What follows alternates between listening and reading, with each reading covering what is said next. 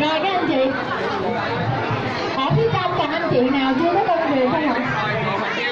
Ở phía sau còn anh chị nào chưa có công việc không ạ?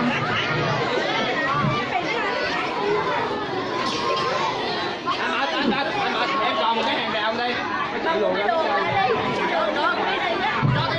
chị ơi, xong chưa ạ? Xong chưa để mình phát cho lớp bé, tại vì trời thấy có vẻ là có sự mưa rồi nên chúng ta nhanh chóng một xíu cho một đường để chuẩn bị đi lên. Rồi ok, ở phía sau xong hết chưa ạ? Xong hết rồi ha. Bây giờ sẽ dắt một bên đi ha. Mọi người đứng xung quanh mấy bé là một cái. Rồi mỗi bạn sẽ nhận được một phần bánh trung thu, một bánh gạo và một bánh mì, một phần nước. Rồi mỗi bé sẽ nhận được cái này ha. Các anh chị ơi, mình có thể bỏ bánh vô trong cái này nè. Phải lấy cái túi bóng bóng cùng em đi cho em, hai anh chị nữa, cô nào ở đây phụ em cũng được. ý chân chân chơi tôi cả múa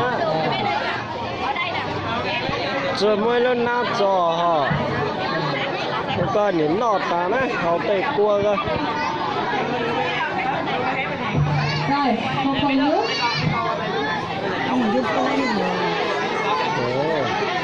cái nhiều to nó thật sự cái nhiều còn chứa con cho thật sự cho của mình Cái một anh chị nào đó dẫn cái bé này ra phía ngoài, em đứng em phát nước cho. Ra em ra em dẫn cái bé đi gì? Đúng rồi, quay ngược lại. Rồi bánh bỏ bánh cho được gì em?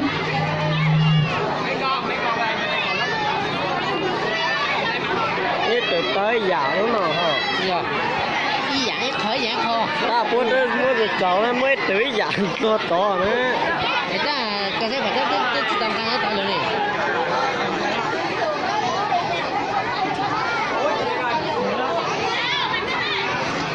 em vừa đi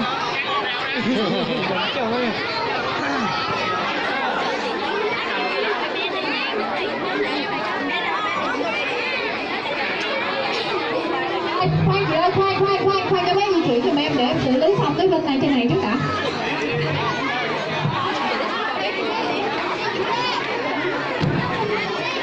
Mình ngưng cho các bé di chuyển nha, mình đứng lại tại chỗ giùm em trước.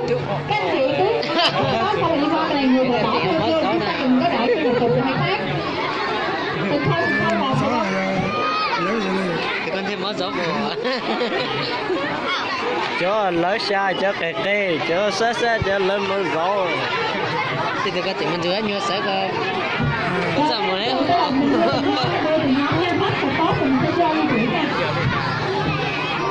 bây giờ đi tao tay xong luôn này cho gì đấy cơ Đây, con đi luôn, con đi luôn. Cho em một phần nước của em.